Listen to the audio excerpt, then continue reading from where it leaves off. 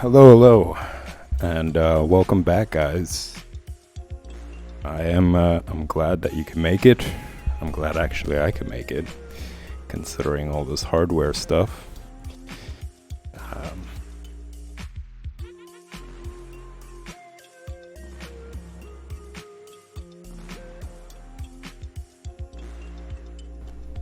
Just gotta set my mic up.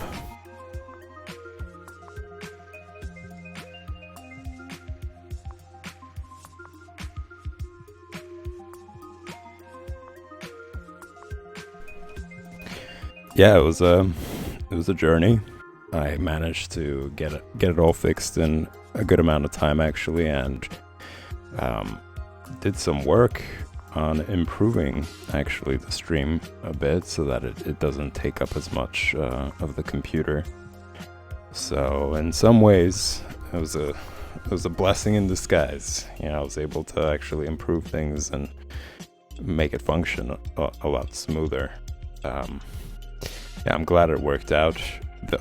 I think in the future, though, times might change. This coming week, the hours are probably going to stay the same, but the week after, times are going to have to change, and I might have to just break down all these sessions into days. So Monday, for example, I'll start streaming at 8, and I'll do the same thing. I'll do basics and comics, and then Tuesday it's gonna be project and coloring, and then the next day it'll be basics and comics again. So just throughout the week it's gonna be broken down into days. Unfortunate, you know, I do have other projects that I have to take care of, so for now I'm gonna just stick to what we were doing last week before all this happened. And then I'll update you guys as soon as I get more detail. You know, stick around. Join Twitter. That's usually where I'm going to be posting updates about whatever is going on through text. It's posted in the links on Twitch for you to check out. So yeah, let's just get into it. Let's get into these drawing basics, figure drawing basics. And I just wanted to start off with refreshing your memory. It's been a week.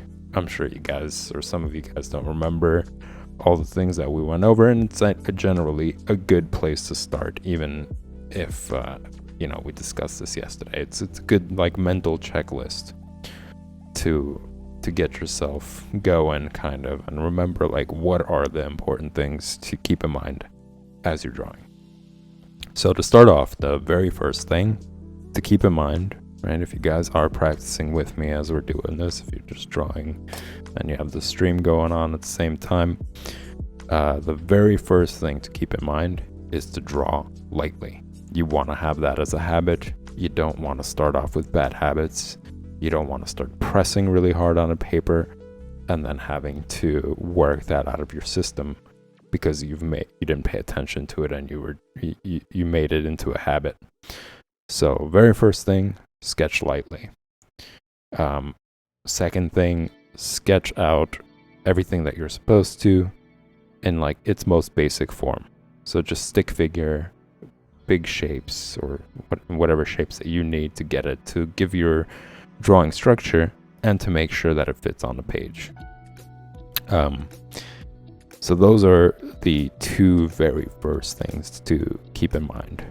And then we'll just move on into what we were discussing last week and what we started out with the head being the unit of measurement for pretty much everything on the body, and it being the most efficient one out of, let's say if somebody wanted the foot, a hand, it's going to take a lot longer to measure things out. So the hand proves to be the most efficient way, time-saving way, just in general, more simplified way of trying to measure out everything and to make sure that it's proportionate. So once you draw your head, it doesn't have to be exactly the size that you see it on the stream, on the reference, but whatever you decide the head to be the size of on the paper, that is going to be the size that you're going to refer to for everything else on the body.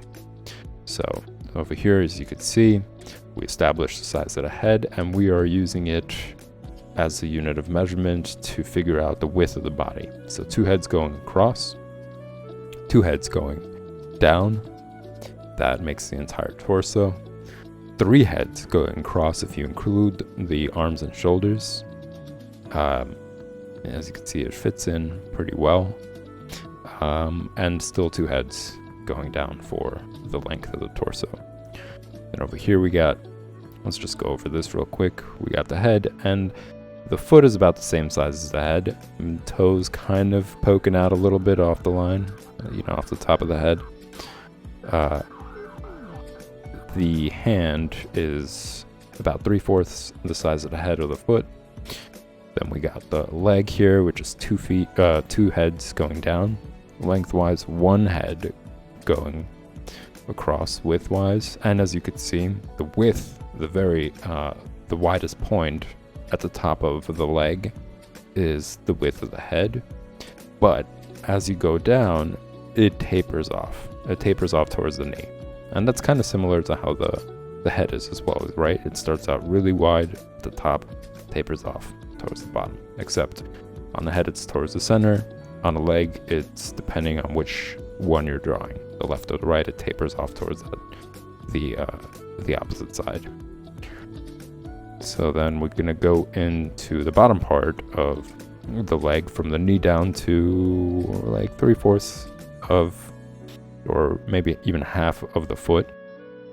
That's 2 heads in length and 3/4 the size of the head. But I think it's generally a lot easier, not having to use the head to measure the width of it once you establish the top of the leg. So from the knee down, it's about the same size as where it tapers off at the width of like the shin area, the bottom part of the leg.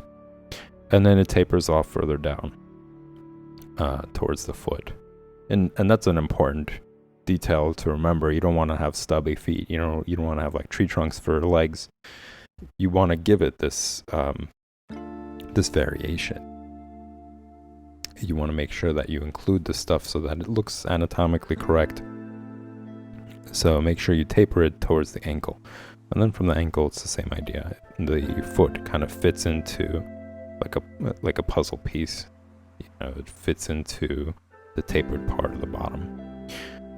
Then over here, we got the entire figure, just to even make it easier for you to see things as you're drawing them. You got 2 heads from the top of the head down to where the chest is. And then from the chest to the pelvic area, it's also 2 heads.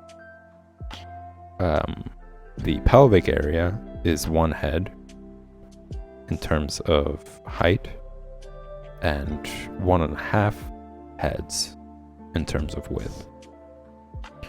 Then we got the arm, which is about half the head, right? Which is why it's also important, as you can see here, when you draw the line down the middle. It's important for multiple reasons, but in one reason is it helps you measure things out. So if you're just using a pencil, be like, okay, it's this wide. Is it this wide? Yes. So you nailed that. It's about the same width. And remember, this is all skeletal structure. Once you start building muscle, once you start giving it definition, that's a whole different animal. It's a whole different story.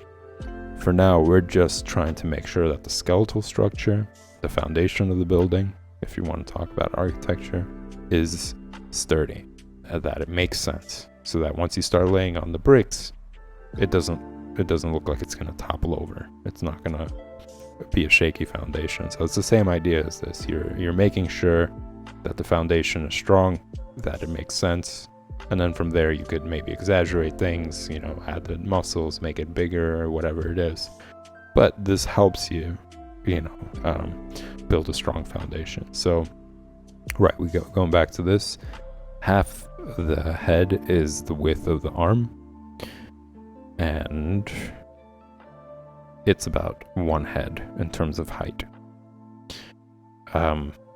So something else to keep in mind, since we're on this, is when you are drawing the arms in this 4-head scenario, make sure that the tip of the hands are not at the end of where the groin is, let's say. You want to make sure that the tip of the hands, the fingers, end past the groin area, not at the groin area. That's going to make your figure look weird, because everything else is going to be proportionate. He's going to have like short arms, and it's just not going to look right. So just like here, from the top of the head to the chest, from the chest down to the groin area, it's 4 heads. The same applies for the feet and the legs, rather. It's 4 heads from the groin area to the knees, 2 heads from the knees to about half the foot area. It's another 2 heads. So as you can see, it's very efficient. It's very simplified once you just figure out the size of the head. And this is like more of like an 8-head body, but 7-head is also common. Either one. And the difference really is in the size of the legs, more so than it is with the size of the torso. So you would still maintain the same measurement. It would still be the same measurement. It would still be from the head down to the chest, 1 head, from the chest down to the waist, it's another head, from the waist down to the groin area is another head. But for the 7 heads, that's when it starts to look different, which is right about where the legs are. Instead of it being 2 heads, it would be 1 head going down each.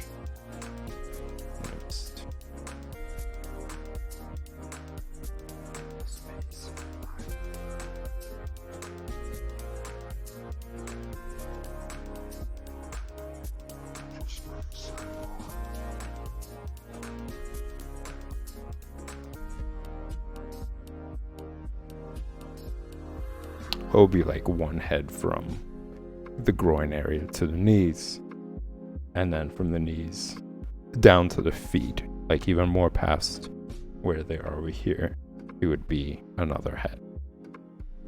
Or it'd be 2 heads, sorry. So from the knees down to, like, I would say 3/4 of the feet, it would be 2 heads. So the difference between an 8-head body and a 7-head body is from the ankles, from the groin to the ankles, to the knees, sorry. So from the groin to the knees, it would be a head. And then from the knees down to the feet, it would be 2 heads. And that's really the difference between the two. Everything else is pretty much the same. So that's pretty much it for that. Also wanted to go over a really important one, which was this one right here. This is where we were talking about shading, how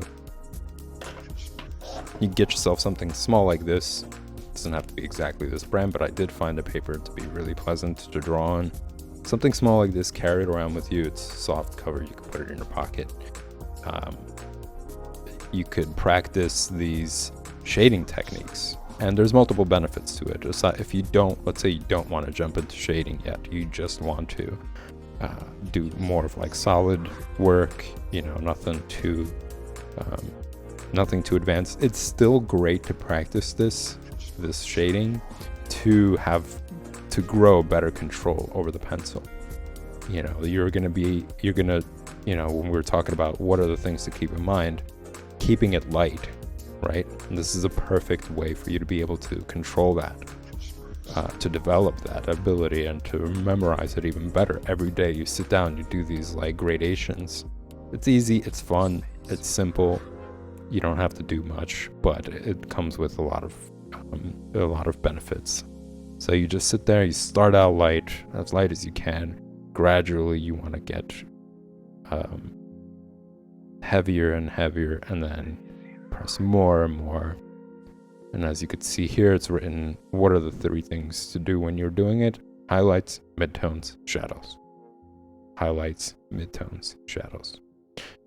And you want to just practice that. You want to get better and better so that the gradations are smooth. You know, I think just using this pencil, this is what we were talking about before. A lot of people don't have control over their pencil when they're first starting out, so the gradations are really stark.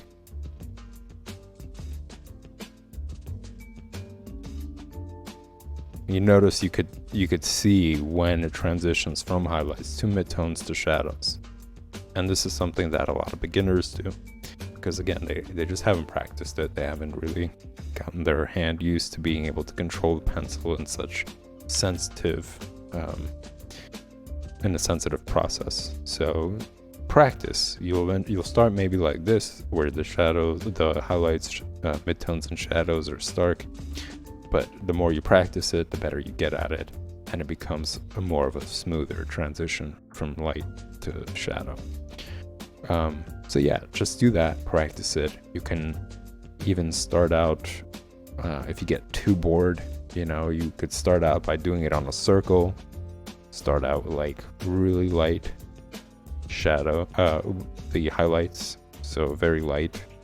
You could do the entire shape really light, and then pick a part where, depending on the light source, let's say the light source is coming from the top left corner, you can pick the shadow where you start the midtones. Let's just say somewhere here, and notice how I'm following a curve. So you draw yourself like a little curve to give yourself some guidelines, and then start adding the midtones. And just like the highlights, you do the entire shape in midtones. Then you want to do the shadows, right? As it curves further and further away from the light, it receives less light, and that's where the shadows are going to be.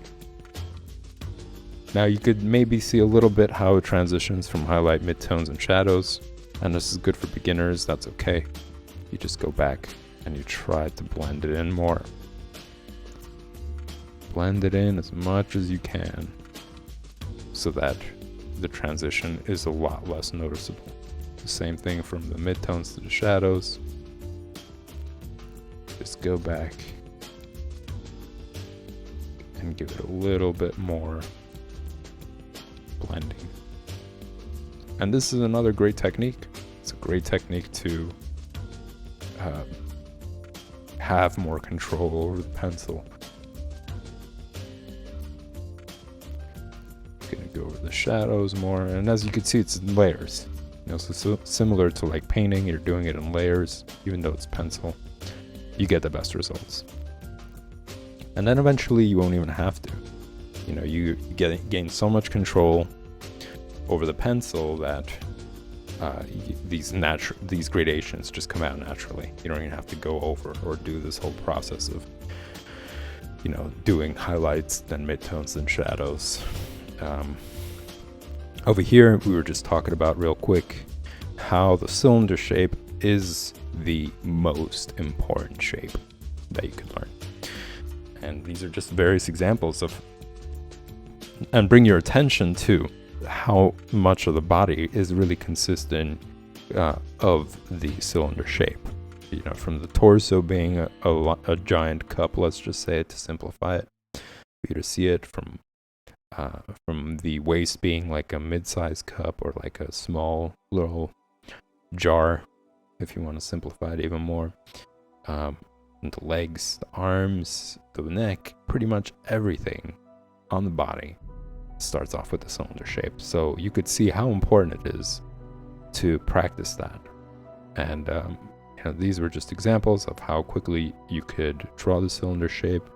You draw a large circle, then a small circle, and then you combine them towards each other with these parallel lines to make sure when you draw the small circle that it really is smaller than the first one, so that it could taper off. And that's it. That's your arm already. That's your leg already. That's your forearm.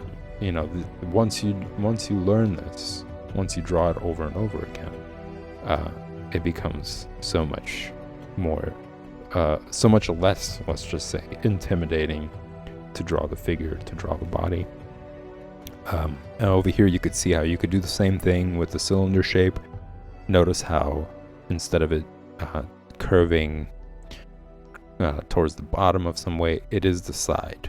It has curvature towards the side of the cup, not from the bottom up. It's not like the shadows are like this. And this is also a mistake that a lot of beginners make. They don't realize that shadows don't start this way for the cup.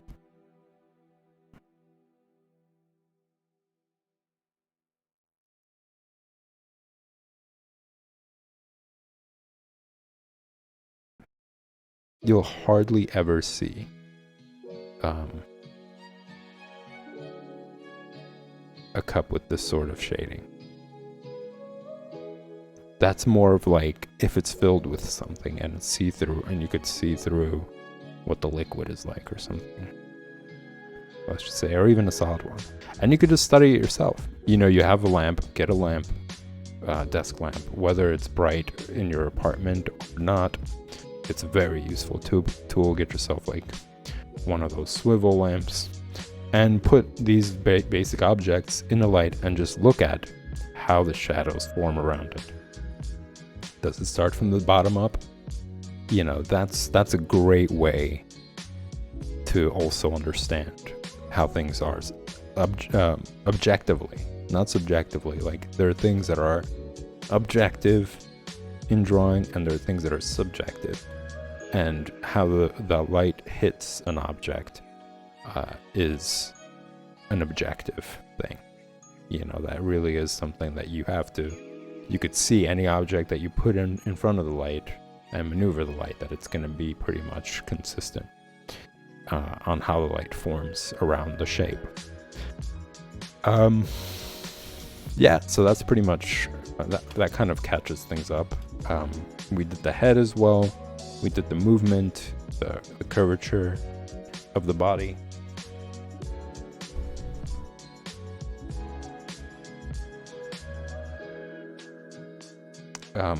How the body curves, in what direction, the limitations. Like here, we were showing that, or rather here, that the body is really limited when it comes to side to side. Now, once you start curving it more inwards, then the mobility of the body becomes greater. Then you could really bend down, touch your toes, that sort of thing. But if we're talking side to side, this is kind of like the fan of range of motion. to show like, this is it, this is where it just kind of, in order for it to be balanced, right, for the person or character, for him to look balanced, not look like he's toppled over or he's about to topple over, or reach that point where it just looks off, throws off the image and you could see that it's just wrong.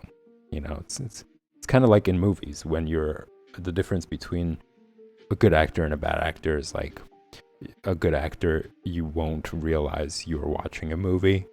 You're really into the scene, they're conveying the emotions as if though you're there with them, you're seeing them go through these emotions. And then a bad actor who's kind of like reading off the script, and you could tell like, they're not even into the character, it's completely off. They're literally just reading the script, so that point where you recognize, oh, I'm watching a movie and this person's just acting, and when you're really into the film, that transitional point is when you could tell something is off. So the same thing when drawing. It's like, you look at something and it's really great, anatomically everything is well put together and invokes this like excitement in you, but then when you see something that's like toppling over, the anatomy is off, it just kind of takes you out of the experience of like being into the scene, being into the panel, being into the character, being into whatever the drawing is presenting to you, like what kind of emotion it's invoking in you.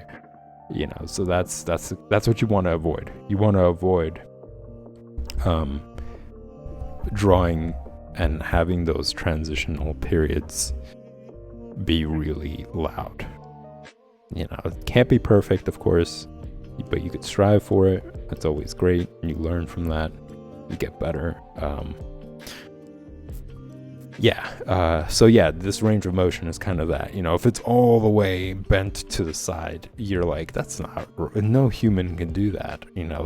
His waist would just stretch out and rip open if that was in real life. Like, nobody's body could really bend any further than this if it's side to side, if you're drawing an image with side to side action. It just kind of shows the range of motion there. This is where it shows how the body can twist. It shows like the spinal cord and how the spinal cord really does maintain the rest of the torso, and how responsible it is for making sure that it doesn't just like flop over.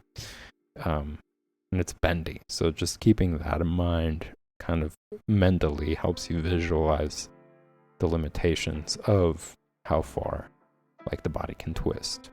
Right? If it goes like right angle, that's just not right. That it's a broken spine in that case. So just visualizing this spinal image in your head when you're drawing the anatomy of the figure or the character helps you kind of maintain reality in terms of like anatomical limitations. And then on this page, we were just kind of going over, again, more range of motion. And notice the importance of the curve, because if it's a straight line, a rectangle, a triangle shape, for instance, from the center point of the body, it's a straight line, and you were to draw the head according to it, the body would shrink, and the torso would shrink like right about halfway here. The head would be like here, and the torso would be even smaller. So, and then it would get larger as it gets down to the tip of that corner. So this is why it's important. If you're drawing and you're like, I don't really know how would I draw the anatomy if it's tilted more towards the front, let's just say. And this kind of helps. You could draw the head at the top, lightly sketch it out, and measure that according to those guidelines that we were talking about earlier. And then from there, add the curvature from the top of the head, as you could see, just to make sure. This is the circle around there. To give yourself a better guideline. It's better to do that, I would say, than to struggle and keep erasing and drawing and not really knowing where you're going with it until it kind of starts to look right. You could do that. That's sometimes fun. But once you get into more projects, let's say commissions or more professional line of work, you want to save yourself time as much as possible. So these are just ways you could do that if at some point you do come across some sort of problems. And it's a learning process too, because once you figure this out, it kind of helps ingrain it in your head next time it comes around. You could remember, oh, I did this process. I could rely on this process again to figure out another angle. Let's say one that's even further down. Over here just shows range of motion for the arm. Yeah, obviously we got one that's like all the way to the side. But you could see how the elbow, for instance, is formed, and right about where it forms in this action. And the same thing, this is something that's common as well, is like when people are drawing, let's say the hands are up, right? Say the guy is getting gun pointed or whatever, and his hands are up in the air. Like, some people don't realize where is the limit to the top of the hand, to where the fingers are. Like, is it just above the head? That's not going to look right if it's straight up. Yeah, so this kind of just gives you an idea again. First, you stretch out the arm based on the head measurement, right? How many heads there are in it, and then from there you can kind of give yourself that guideline to determine like where it can go. Also pay attention to the angle, right? Because this is like palms are facing out, so it's not likely that this range of motion is going to go even further up in this position. This is it. This is like the limit of that position. Once the palms are facing you, the viewer, then it kind of gives the range of motion even more. And then when the arms are facing each other, then they could touch each other. So it's just like the ball and socket idea. This kind of gives you the ball and socket idea of things. This is also just with the feet, it gives you an example of like, okay, at what point is it going to just start tilting over? It's right about this angle. Like, if you go further out even, in this position, if everything is just kind of straight, this is the limit. Of course, if you tilt the body, right, if like the entire body tilts more towards one side, then yeah, possibly it balances out. You got more weight on this side to balance out the weight that's coming out here. That's disrupting your ability to stand. But in this position, again, in this like straight down position, these are kind of the limits of things. Anyway, so that was it. That was just a quick review of things, of what was going on. Probably gonna continue with a range of motion examples so that you guys can get better understanding of it. And it's great to practice yourself. It's like me talking about this stuff. I'm giving you guys all these like verbal examples, and they help to some extent, but if you don't draw it, you're not going to get better at it, and you won't even understand it when it comes to drawing. You have to just experience it and draw it yourself so that your hand is capable of understanding those things and drawing them out. So the whole hand-eye coordination comes into play. This is just to, give you some motivation, give you some idea of why it's important to do these things, to draw them. What's the point in doing all of that stuff?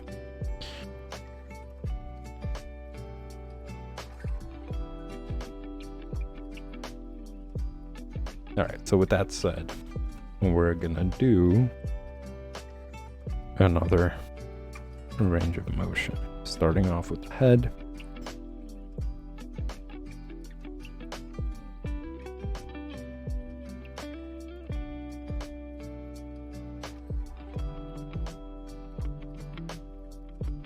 Keeping it light.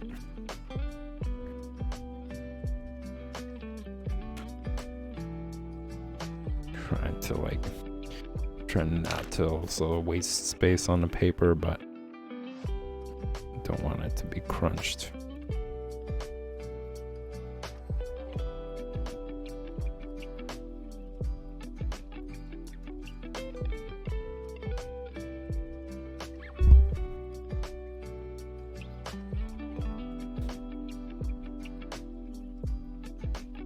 So the drawing of the stream might be a little short because I just spent that time reviewing things, but I think it's important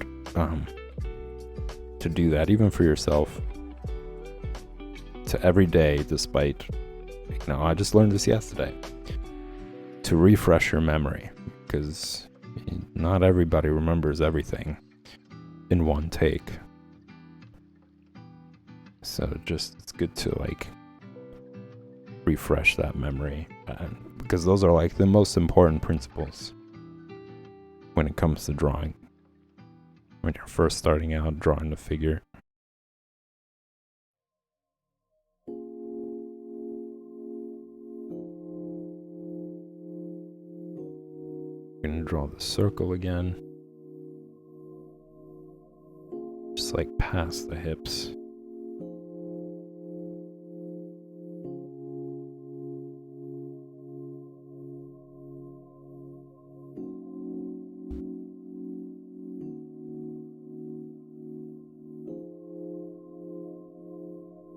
I'm gonna do a quick measurement. Size of the head. Okay, just using a pencil, but nothing beats the ruler. It really is. It's flat, it's easier to see, especially if it's crystal clear, which I highly recommend. As we said, from the chin down to the chest, that's one head. And then from the chest, oops.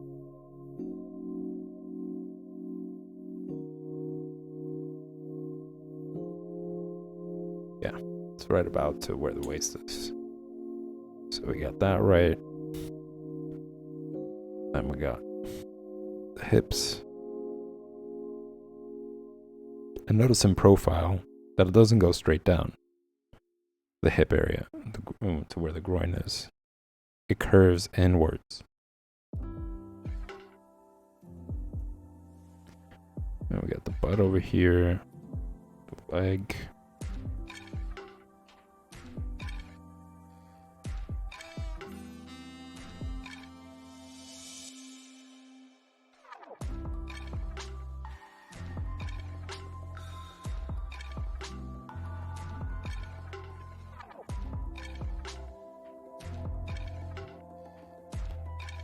And I'm kind of sketching out the circle, but remember, if it has to be as close to a perfect circle. It can't be oblong. We're trying to determine the range of motion all around, and to keep it in proportion. So I'm just kind of doing a quick sketch of it. But there are tools that you can use to improve the circle shape.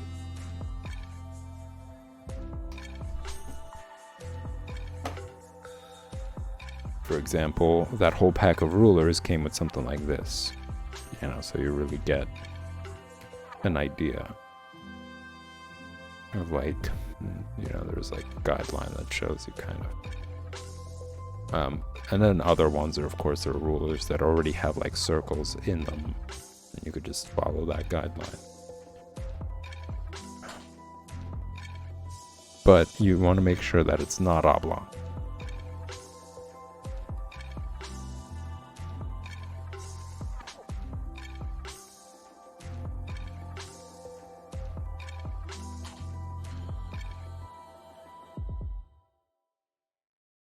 And notice that with this arm, there's a bend to it, so it's not going to touch the circle as much as the other hand, for example.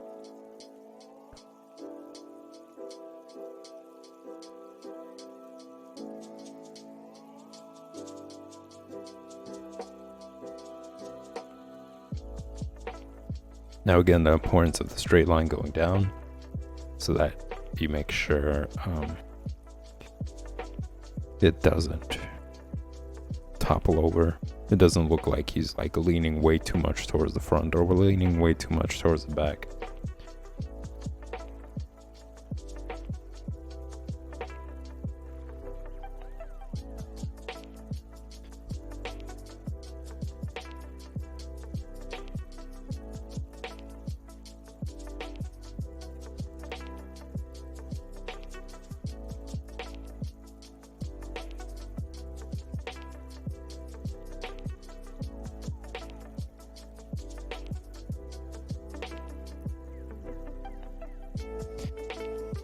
This hand is stretching out, so it'd be about the same as this.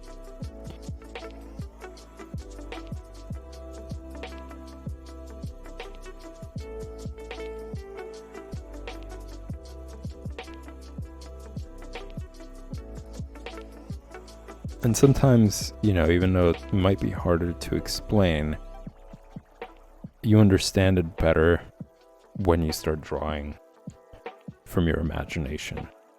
You're like, oh, this is why I drew that, you know, in the guides.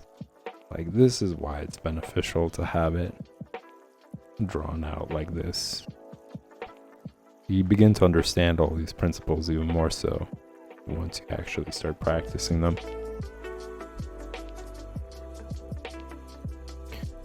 So over here at the bottom, we're going to do another circle to maintain proportion.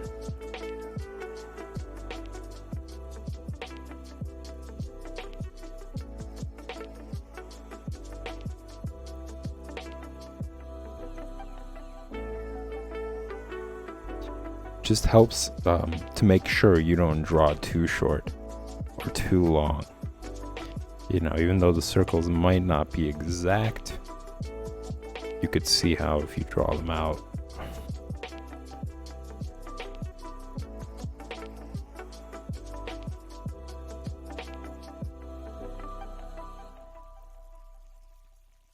it could really help.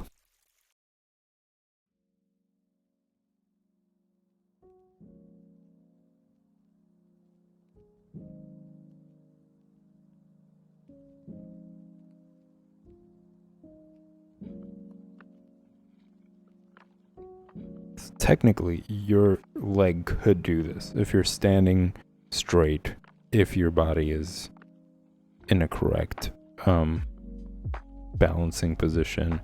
You could just lift one foot up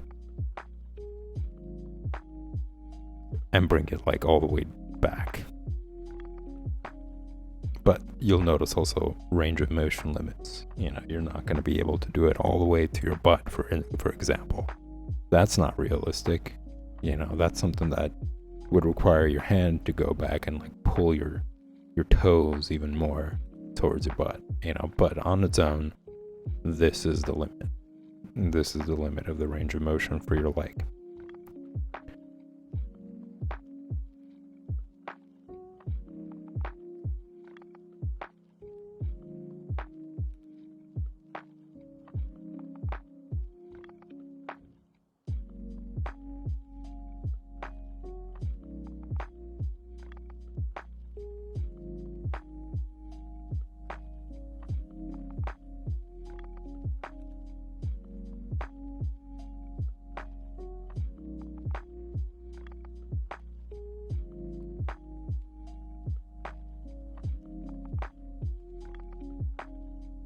I noticed the space between the chest and the hips, and I draw it very frequently with that space being there.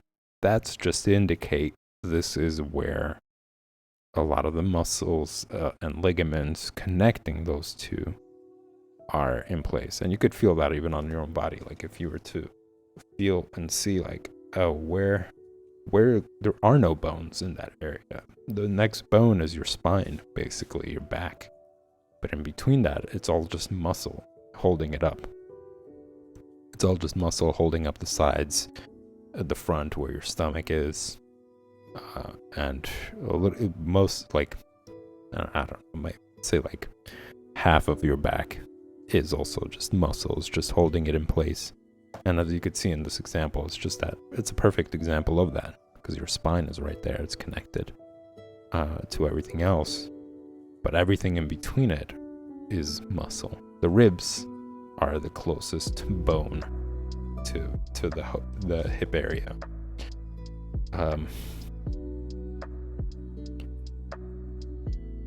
But everything in between that is pretty much ligaments and muscles. So it's not exactly off, it's not completely just like this mannequin that's unrealistic and stuff. Those spaces really do show, okay, where does it break off, and what is in place of that. And it kind of makes you wonder. For the knees, it's a ball and socket thing. Same thing for the elbows and wrists. It's interesting once you really start looking at these drawings and trying to understand them, like what are the benefits of separating the arm from the wrist. Well, now I could understand the range of motion. I could understand the bending, where it bends, and its relationship to the arm.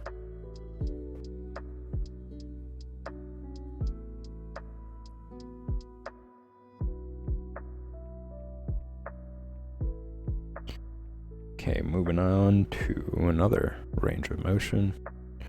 We're going to start off with the line straight down.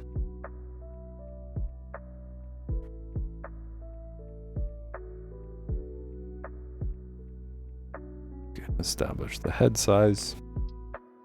And then from there, we're going to build the body according to that head size.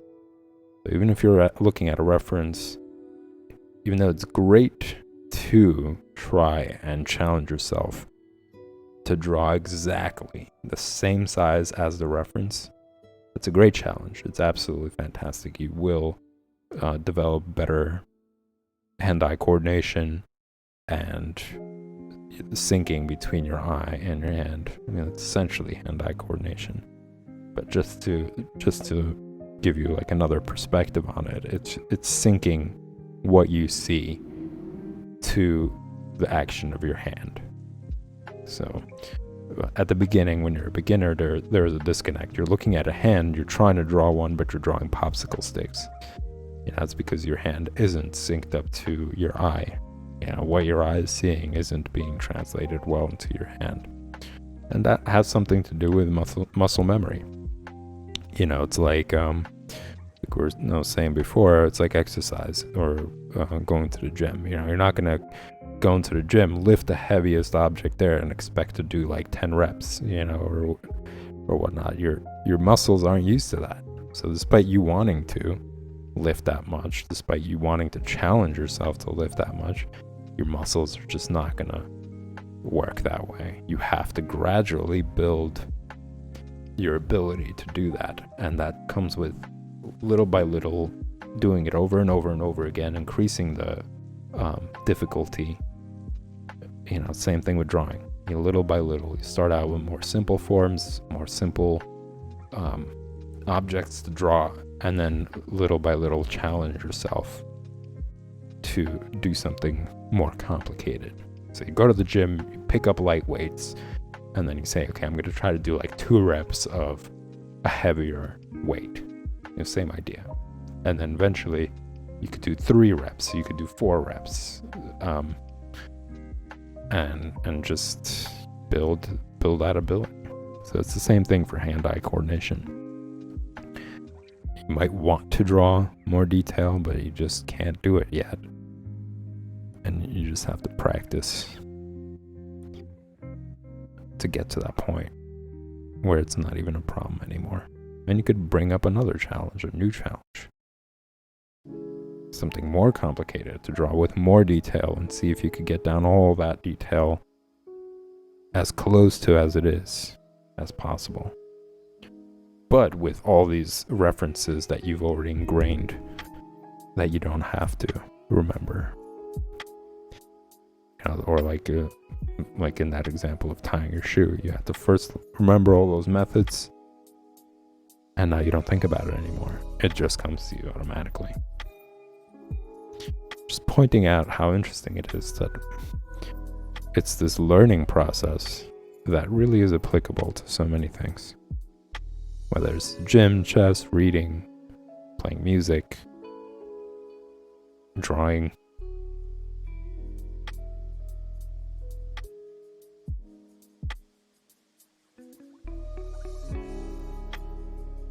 And I'm sure it's like similar to, let's say, comedy, right? Like you do it enough, you go up on stage enough, and suddenly your stage fright is gone because you're just like so used to it. You've experienced it, and you start out small with like 10 people, and then you build your way up to like, I don't know, Times Square level of audience, where that's not even that much that intimidating. Like I doubt people who are at that point are intimidated by like an audience of 10, so, but it's the same principle. You just practice, and gradually you add on the difficulty of things more and more and more until it's not intimidating anymore. It's more of like a fun challenge.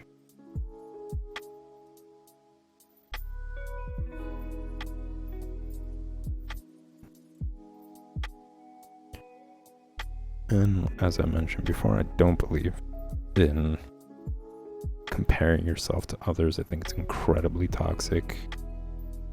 I think you could achieve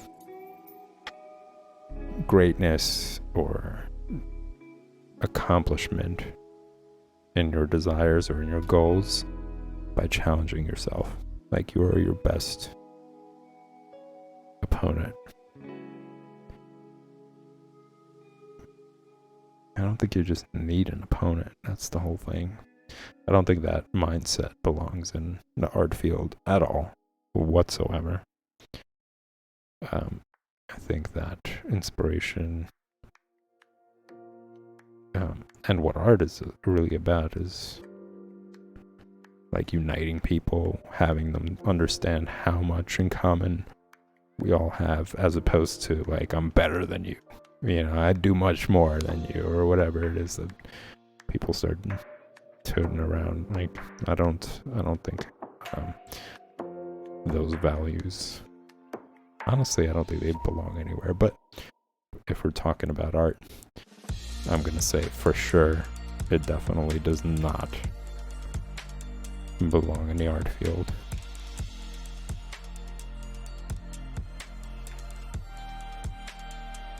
And in that example of like, I was telling you guys before, that movie Amadeus, where there was one person who was really into music, played it all the time, found so much thrill in it, found thrill in like creating new pieces, and then another one who was doing it for fame and recognition and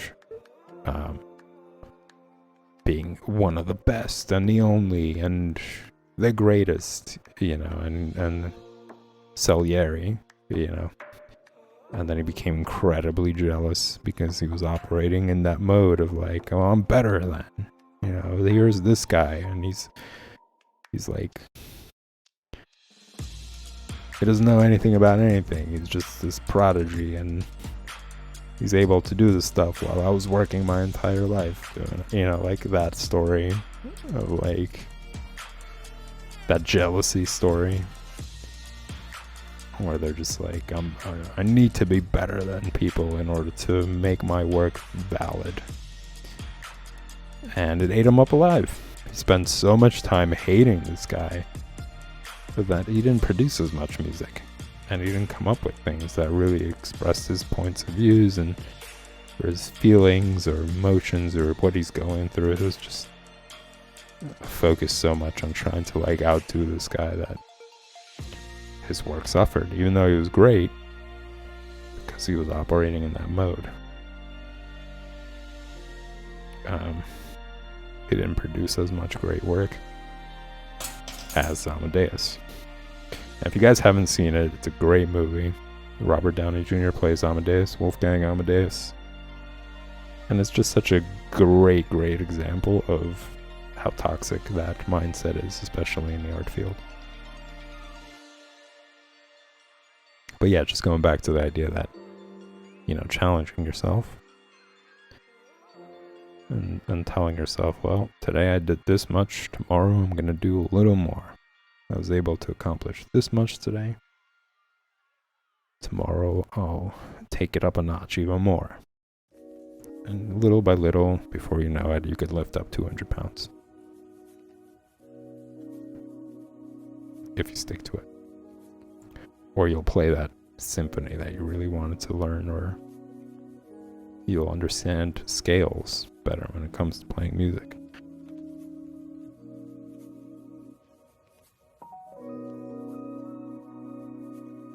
So going back to this drawing, range of motion, you could see that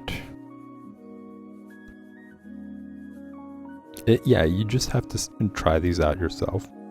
Like, it's very difficult. Like, if you keep your leg straight, how far back can it go without you bending the knee? Like, how far can you go and lift it up without toppling over? And try that out with your hands as well. Like, I'm going to keep my hands all the way back, let's say. Then I'm going to try to lift this leg all the way without bending any direction. Just standing completely straight, not tilting forward to balance out things like your leg and arm. Just nothing. No range of motion other than your leg or your arm. And you'll see that you'll see the limit. You'll see the limit of the range of motion. The same thing for the leg. Like, if you lift it up, how far up can you go before you just can't anymore, or before you start toppling over towards the back? It's just fun to like figure this out through drawing. And you got the circle here to help understand the limits and to keep it consistent.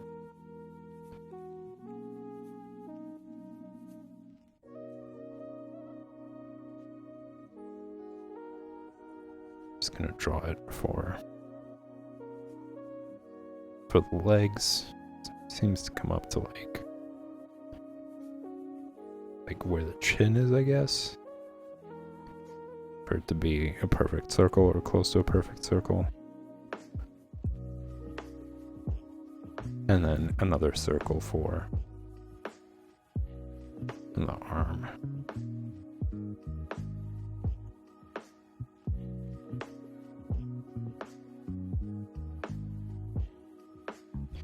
I like to draw them through. It just makes more sense that way. How can you establish this limit? How can you establish the range of motion? You know, if you just draw a swooping line, you don't know the angle and how it's curving really until you fully draw it out. And then you can tell, okay, well, is it oblong now? Is it weird? No, it's actually forming a perfect circle, so it makes sense for the arm if I draw it this direction, going up or towards the front or whatnot.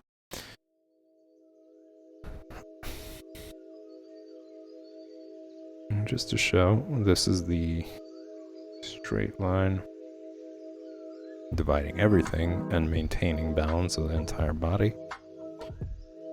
And this line right here, also starting from like the center point, just like the hips, right down the middle of the leg. Just show, okay, this is the limit when it comes to kicking back straight-legged. It could only go this much if it's a straight leg. And then from here, all the way. It kind of gets easier to draw this line too, because you already have this line, the circle that you made earlier.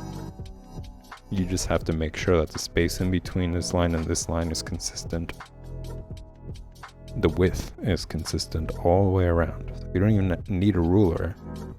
You just have to keep this principle in mind. Boom, caking it up. And that's as high as it can get.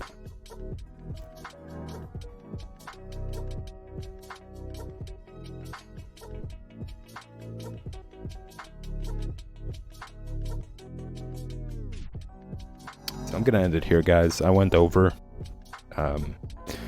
Do get into it, and then I don't realize that I try to keep an eye out on time, but this is it for the Drawing Basics stream for today, for the weekend actually. Tomorrow I'm going to be working on more stuff for the week. But tune in Monday, same time, same place. I'm so glad to get this going again. I actually realized how much I enjoy and miss doing this. So yeah, tune in again, same time and place on Monday at 3 p.m. here on Twitch, where I'll be streaming Art Lounge. Alright guys, I'll see you in 5 minutes actually, when I'll be drawing Conan the Barbarian comics. The panels done by John Buscema, the great John Buscema. If you haven't checked out the first stream of Drawing Comics, I highly recommend it. It has a short about John Buscema, his work, like his vast amount of work. Legendary guy. Some beautiful examples of his work as well, and just getting an idea of who that artist was. I feel like there isn't enough film or like photos of him or any of that, like considering he played such a major role in developing all the Marvel characters and how he drew pretty much all the characters. There wasn't much about him, so I kind of wanted to do that as a tribute to highlight his legendary work, and it's beautiful work, all of it. Pretty much every time I see it I feel really inspired to draw.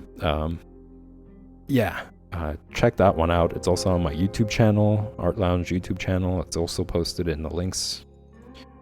Alright, yeah, I'll see you guys in the next stream.